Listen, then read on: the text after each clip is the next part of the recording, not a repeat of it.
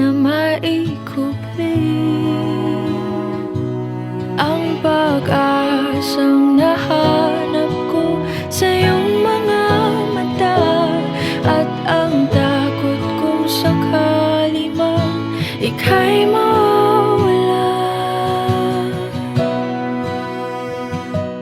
At ngayon, nandyan ka na, di mapaliwanag ang nadarama. Handa ako sa walang hanggan, di basahin, di ka sasaktan.